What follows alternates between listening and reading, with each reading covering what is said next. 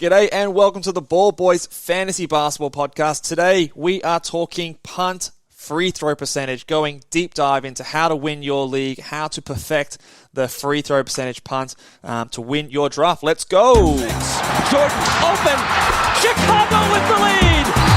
Bryant to Shaq! Not a game. We talking about practice. LeBron James with no regard for human life. Anything's possible!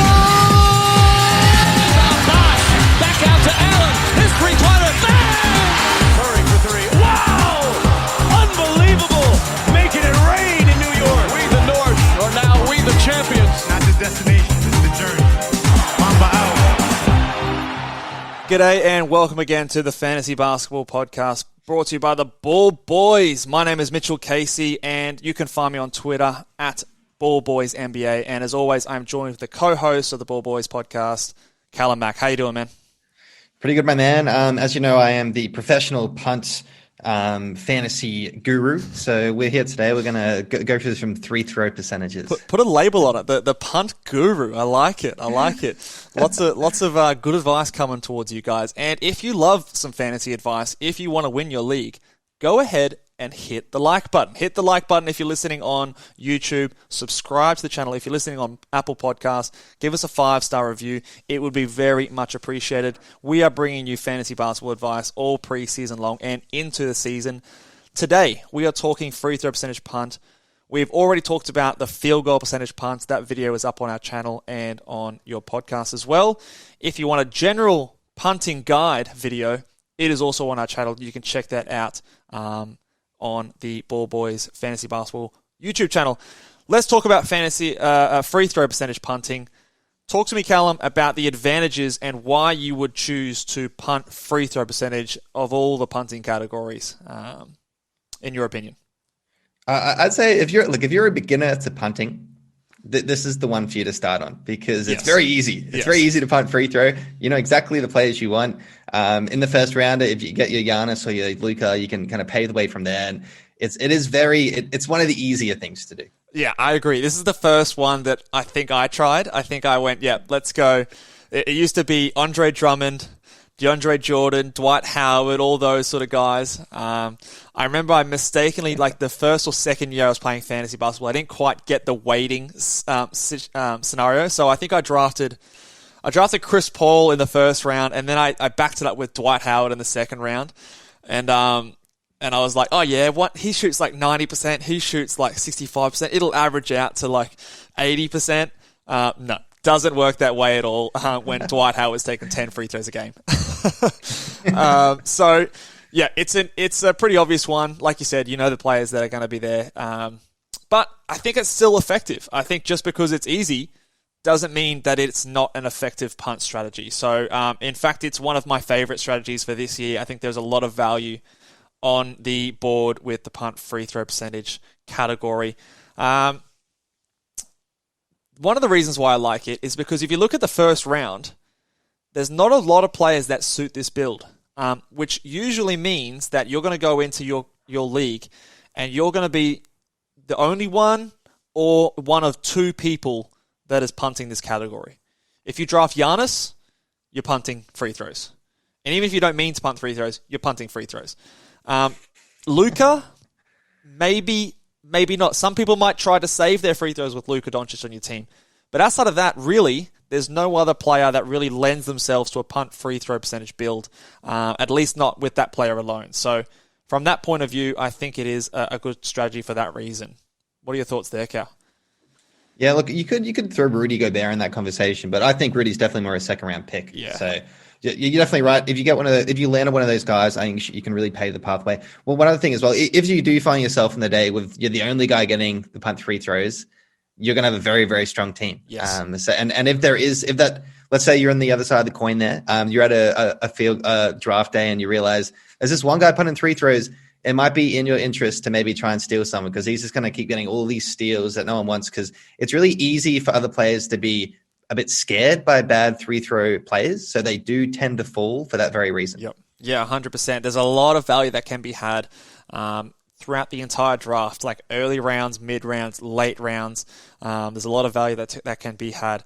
Again, like we spoke about on the field goal percentage punt percentages, there's a infinite amount that they can be positive or negative. So if you have a Giannis who goes, 5 of 15 from the line, that really, really hurts your field goal percentage. If you're punting threes and you get a player that shoots 0 of 2 threes, then you've only missed out on 2 threes per game. Okay, it's not the same. So punting these percentage categories is extremely effective because you're eliminating a lot of variance. So that's another reason why I like punting either free throw percentage. It applies to free throws and field goal percentage, like we spoke about on the last podcast. But let's get into the players who benefit the most. We've already talked about a couple, but you're going to see a lot of big men in this list. Giannis Antetokounmpo is the most impacted.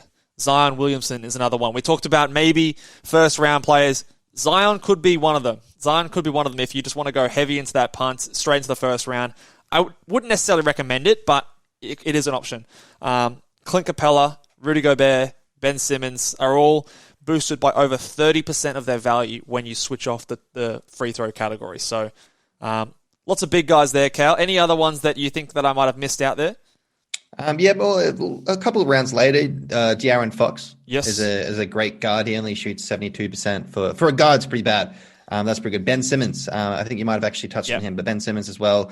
Thad Young in the later rounds. And look, there's always heaps of bigs. LeBron James as well. Yes, that's a big one. Notoriously never great. LeBron James is a big one. Yeah, there's Lonzo Ball, even LaMelo Ball, someone even like Luka Doncic, who we touched on as well. All poor free throw percentage shooters, and drags their value down. So you switch that off, you don't have that negative. Their value is a lot higher in your build.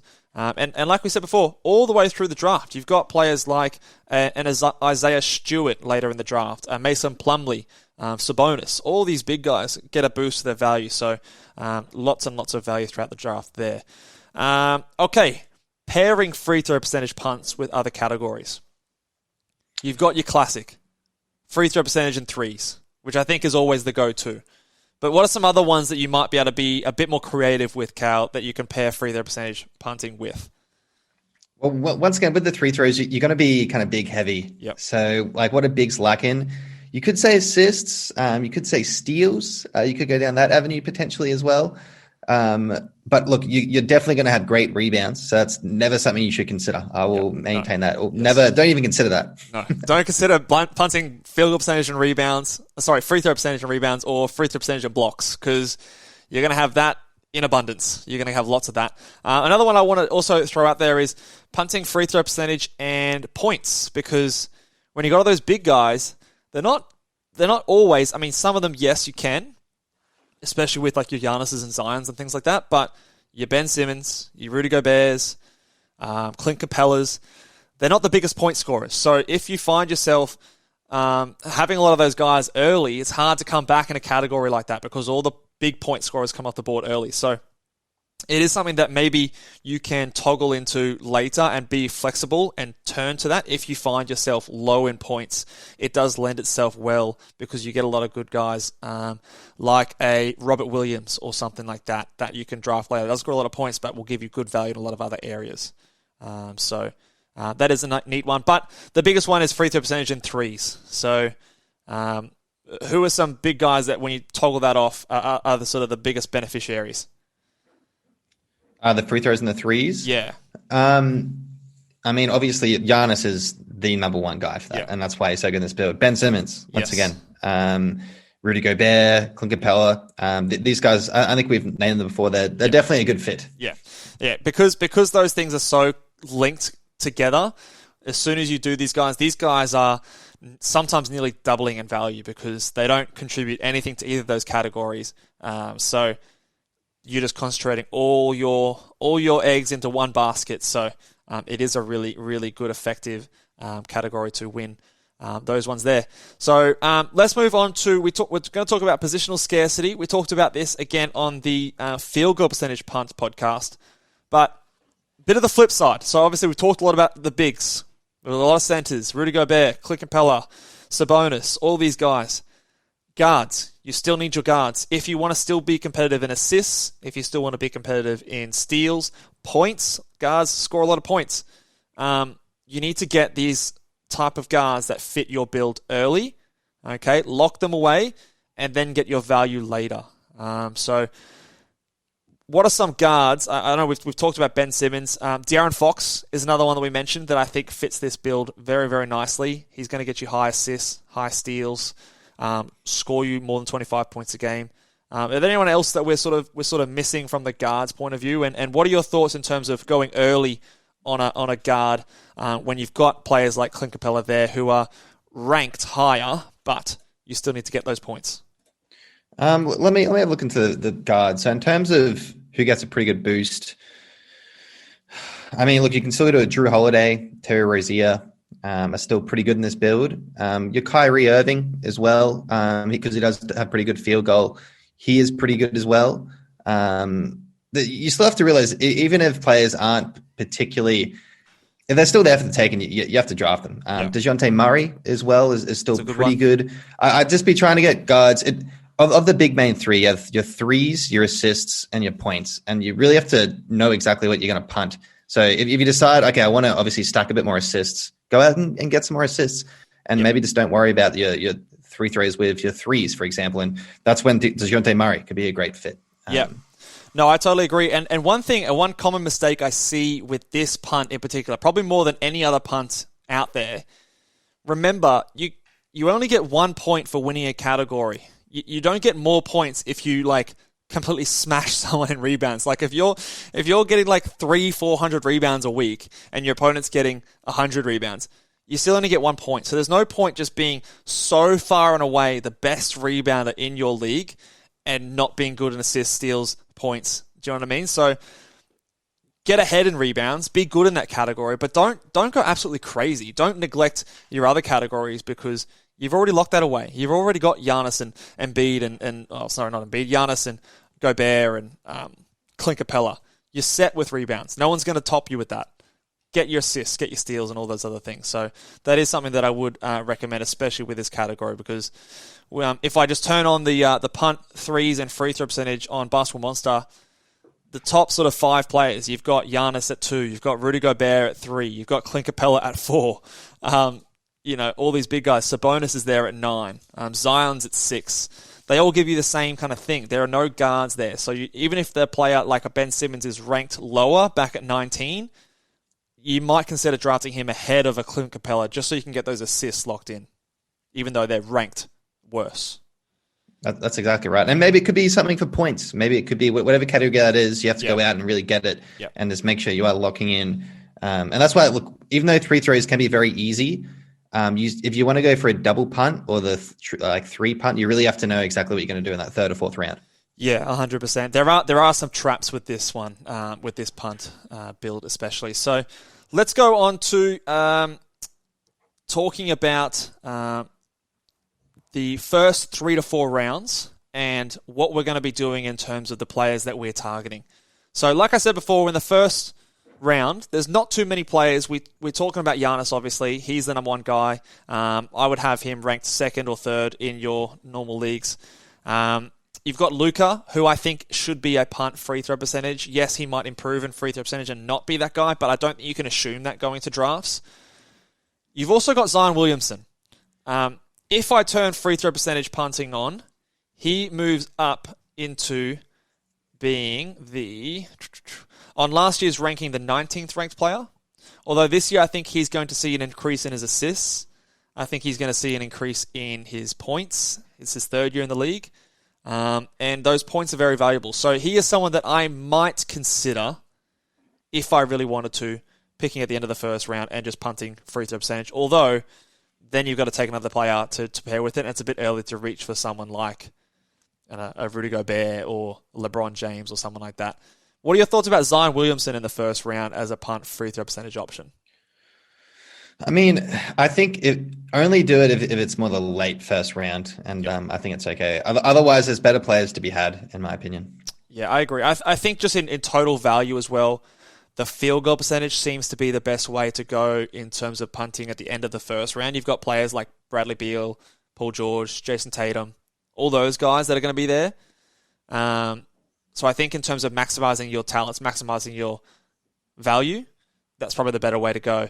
But in saying that, that means that if you're one of those two teams that punts free throw percentage, a player like Zion's going to come back around you in the second round, and you've got a first round value player in your build on your team in the second round. So that's what makes this build quite good. Let's go on to the second round here. So we talked about Zion probably being there. I know you said a few rounds later, but I'm at this point already looking at players like Ben Simmons, De'Aaron Fox here as well, because I'm fairly confident that I'm going to be able to get rebounds and blocks later. I'm not confident that I'm going to be able to get a point guard that gives me good field goal percentage, a point guard that gives me those elite steals, assists, points as well. So I'm already in round 2 looking at those players there. Do you think that that's a bit early for them, or are you happy with this build going at this point? I think players like LeBron James, because he still fits the build, he'd be above a De'Aaron Fox in my opinion. Yeah? Okay. I think they're pretty similar to me personally. And then, look, Rudy Gobert as well. I'd probably value Rudy Gobert a bit above De'Aaron, but I just think De'Aaron should fall to the third round or fourth round. So, depends what opinion you have. If it was me and I said, like, let's say I drafted Giannis at pick 3, and it came back to me, and let's say it's a 12-team draft, so I'm at pick 3, that means that I'd be drafting at what would that be? Pick 22 or something like that? Yeah. Sorry, 22. Pick 22. So at that point in the draft, the players ahead of me are either Steph Curry, Jokic, or James Harden. I'm going to hedge my bets that they're not going to be drafting Rudy Gobert if he's available on the board, because that would tank their free throws, right? They might, probably not still, but they're probably more likely to draft someone like De'Aaron Fox. So for that reason, I'm going to be drafting De'Aaron Fox, and I'm going to hedge my bets to say that Rudy Gobert is going to be available on the way back. It is a gamble, but even if Rudy Gobert goes, I could get a Clint Capella. I can get Robert Williams later. All these other guys that do give me those stats. So that's my way of seeing it. You could also go with someone like a Sabonis if you're looking after the assists. Sabonis gives you those assists from the center position, but again, that point guard eligibility to me is a little bit of a reason to bump him above that. What are your thoughts on that sort of line of thinking there, Cal? No, actually, I do totally agree. Actually, you convinced me. Well, one guy that just came to mind as well is just because you do want the guards, you do want to get the guards early. A Drew Holiday, I'd probably consider because of his steals, can be very valuable. Yep. He gives you the 6 assists, 5 rebounds, can give you reasonable blocks for a guard as well. So he's one of those guys who doesn't really hurt you, but on the other hand, isn't amazing at free throws anyway. Yep. So once again, it's not like you're losing anything drastic. Yeah, and in this build, he's a top 20 player anyway, so it's not a reach for you to draft a Drew Holiday at this point, because if you're picking at pick 22 and Drew Holiday's on the board, well, there you go. You've got a top 20 player. You've locked in some steals. You've locked in some assists. You've got some. He's a good field goal percentage from the point guard position, which is important. Let's turn our attentions to the third round. Now, again, without having the ADP data, it is hard to know who is available at this point. We talked a little about Russell Westbrook on the field goal percentage pod. If he's available here, which I'm assuming in some drafts he might be available. He might not be as well. There is a lot of it could go either way with Westbrook. Would you be drafting Westbrook here in a punt free throw percentage build, Cal? Yeah, if he falls outside of the 30 mark, at that point I'm probably going to start considering him. If he falls down to like 50 or something, I think you really just have to take him. Yeah, I think he's a definite draft in the fourth round for me. I'm considering it depending on who's available in the third round, but for me, we talked a little bit off air. I'm out on Westbrook this season. I'm worried about the fit with LeBron. I'm worried about his injury history. And the fact that he's a low field goal percentage player on this build, it's manageable because you're getting guys with like Giannis and Zion who can carry that field goal percentage. So I'm not as worried about that in this build. But again, I just think that there's better players available, and especially if you're in this punt build with one or two other teams, there probably will still be some players that you could get around here, like a Clint Capella, a Christian Wood, even as another example that we haven't talked about.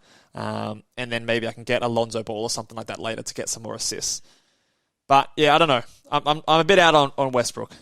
I'll be a bit. I think if there's any build Westbrook fits, it is this one. And It is this one. I think the biggest boost really is the assists, just because you really do want to try and search for that in this build if you can.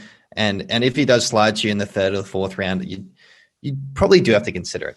Yeah, no, I would consider it. I would consider it more, especially if I didn't have a player like LeBron James on my team already. If I've got LeBron, I'm not taking Westbrook until the fourth round because I don't want to I don't want to have too many players on my team that are older and prone to restings and things like that. I want to make sure that I'm being careful to manage that as I go along here. In the fourth round, I also want to shout out players like Yusuf Nurkic. I think Nurkic is back in for a bounce-back season compared to last year, and with the punt free throw percentage, he is perfect with this kind of a build here as well. Anyone else you want to shout out in the fourth round, in the 40s, late 30s, 40s here, Cal? Yeah, one guy, because obviously Rudy Gobert can be a classic kind of second-round pick. You might want to boost a bit of points, and you consider maybe a Jaylen Brown at this point in time. He can give you 25 points a game. And look, he's a bucket. He doesn't really hurt you too much anywhere else either. Gives you a bit of everything. So, yeah, 100%. And those points are something you do have to keep in mind, especially if you do go early on a Rudy Gobert who doesn't score as many points compared to the players around him that are getting drafted. And that's where you have to make the decision. Okay, am I giving up on points and maybe going with Capella and just consolidating that field goal percentage, blocks, rebounds? Or do I want to be competitive in points and I'm going to Jaylen Brown who can get me 27, 26 points a night? So, yes, definitely. I personally would be drafting Jaylen Brown earlier than this. I think he is in for a big season without Kemba. So if he's available in the fourth round, yeah, I think that's a massive win, especially on this build. All right. Well, that will do us there, guys. If you have any questions, about punting strategy, free throw percentage punting strategy, any fantasy questions in general, leave it in the comment. And again, hit us with that thumbs up. That will help us out. Spread the word. Let everyone know about the fantasy good stuff that we're doing over here. If you're listening on YouTube, please make sure you're subscribing. If you are listening on Apple Podcasts, give us a 5-star rating. Follow us on Twitter at BallBoysNBA. And we will catch you next time with more fantasy videos. Laters.